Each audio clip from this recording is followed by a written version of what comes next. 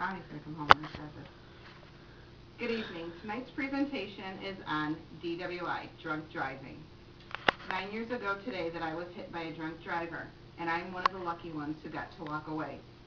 One person in every 45 minutes is killed by a drunk driver. Statistics show that more people that are hit under the age of 14. They are driving with someone who is intoxicated, usually a parent, a relative, a very close neighborhood friend. These statistics are very alarming in today's society. Our environment right now shows that driving while intoxicated is okay. While going out to a bar and having a drink with dinner, it's acceptable. In today's society, we have to change these laws. It's not acceptable to risk your life or someone else's. The new laws this year that are coming out are trying to avoid anyone else from losing their lives. We're trying to make it so that the first-time offenders are the last-time offenders. The first-time offenders are getting 6 months as a standard with their license revoked. Extremely high fines for their actions. New laws are also trying to stipulate that if you are caught drunk driving, you will have implements on your car that will make it so you cannot start your car without proving you have not had a drink. One drink is all it can take. The person that hit me didn't eat all day, felt that she was going to a Christmas party after work, and all she wanted to do was to enjoy herself at the party. She enjoyed herself with 3 free beverages that her employer paid for her. After those 3 beverages, someone else gave her another coupon and said, "Drink mine, I didn't feel like it tonight." She didn't have anything but a couple of crackers to eat all day. For every drink she took in, her body just soaked up the alcohol. There was no food to help soak it in. When she got behind the wheel, she felt that she was able to drive, so much so that she offered to drive someone else, a friend, a coworker. She could have killed. The other person felt that she was impaired and unable to drive. She felt that she was unable to drive, enough so, but couldn't see that the person she was getting behind the wheel with was even drunker than she. When she hit me, she didn't even know that she had hit anyone. We ended up side by side, looking right at each other. I could see her eyes, I could see the color of her hair, what she was even wearing. The next I saw her take off onto oncoming traffic. She could have hit anyone on the other side. Her whole front end was gone. She didn't care. It didn't matter. She didn't know. As she drove into oncoming traffic and the cars parted ways so that she could go through, I followed her, honking my horn, waiting to hopefully get someone to help me stop her. As I saw her park into an upcoming parking lot, I tried to follow. My car stopped. I couldn't go any longer. I couldn't go any longer. When we finally stopped, how I called 911, I still to this day don't know. I only know that when they got there, I couldn't talk. The sad and very hard thing for me to accept and understand is when the police officer looked me in the face and said, "Do you know what's happening? Do you know who hit you?" I said, "I can't tell you." I was too scared. I was too scared. I was too nervous. And I was paying attention to the ambulance people trying to take care of me. Because of this, she got away with drunk driving.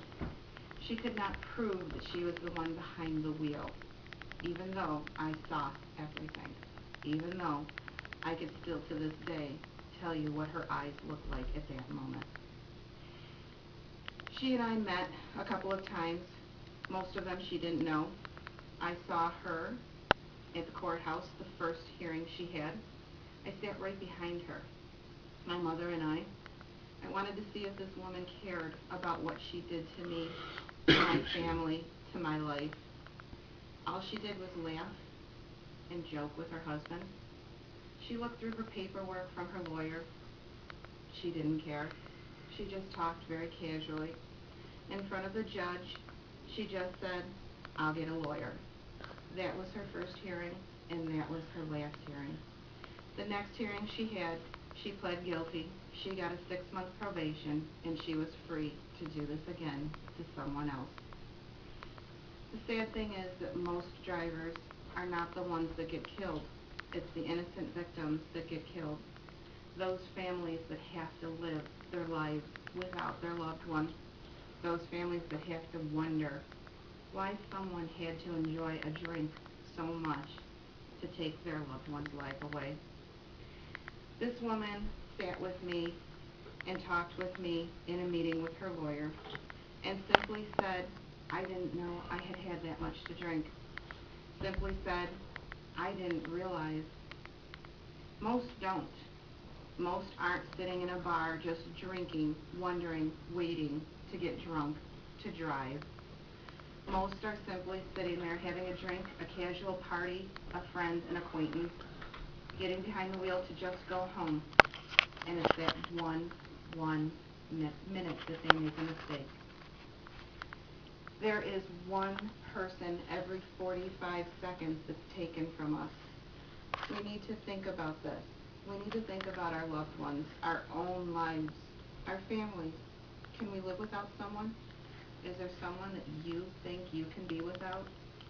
Is there someone that you think you can live with that's become a murderer because that's what they will be? Jails do not hold drunk drivers. There's not enough space for drunk drivers. They let you out. They release you. They put you back on the road again. We need to teach these people. We need to help these individuals before they become drunk drivers. We need better education in schools to teach students. Now we teach them about drugs and how bad they are for us. Why don't we teach them about driving while intoxicated? Why do we wait until a prom night to tell our children drinking is wrong? Why don't we instill in our children the fact that driving while intoxicated, or even driving with a friend while intoxicated, is wrong? The statistics show that more children will die at the hands of their friends because they're too afraid to say, "I'm sorry, I can't get behind the wheel with you." They're too afraid and embarrassed to think of what their friends are going to do and say to them later. "You're a nerd, you're a fool. How could you do that to us?" 32% of all related traffic accidents kill our children.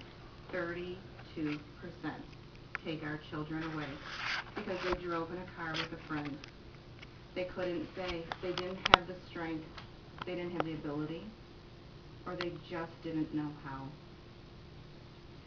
1,347 children under the age of 14 that affects. They died at the hands of an alcohol-impaired driver. 216 of those children died at the hands of the person responsible for them, their mother, their father, brother, sister. Do you think they can live with the fact that they murdered their loved ones?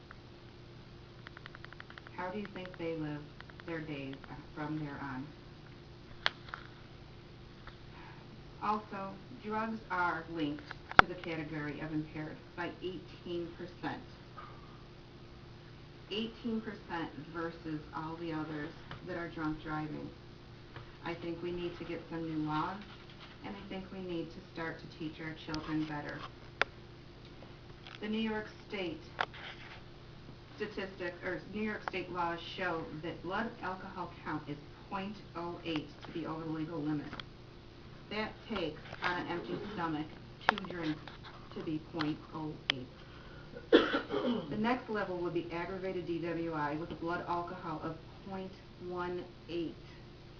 For someone to have that many drinks, whether they have food in their stomach or not, is definitely considered an alcoholic at this point.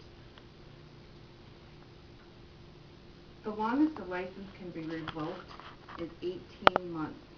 but that never stops a drunk driver. Statistics show that every drunk driver has at least had, more than likely, one previous conviction. That shows that we need stronger laws, regulations on the vehicles to show that if you're drunk driving, you don't have the ability to do this to someone else again. You don't have the right or the chance. Leandra's Law is a new law that was invoked on November 18, 2009. It was produced because of an 11-year-old girl who was killed while driving with her intoxicated mother's friend. The law requires that people charged with DWI have an ignition interlock device installed in their vehicle. This means that that person now has to breathe into a device to get her car to start. These are not foolproof. You can have anyone sitting beside you breathe into that machine, and then you can drive. There needs to be better ways around this, better restrictions.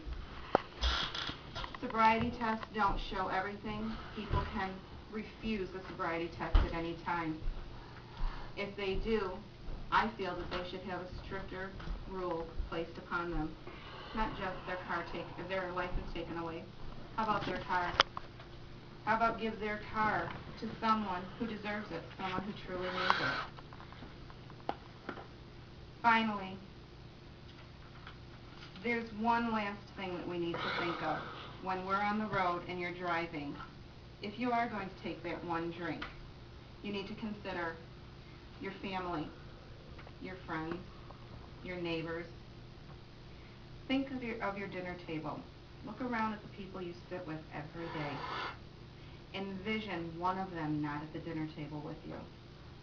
When you're at work, walking with some of your friends and talking, envision one of them gone. Remember, one person every 45 seconds is taken from us.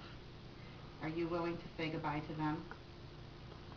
Think about this the next time you go out to a party, and enjoy your party with a diet soda or a designated driver.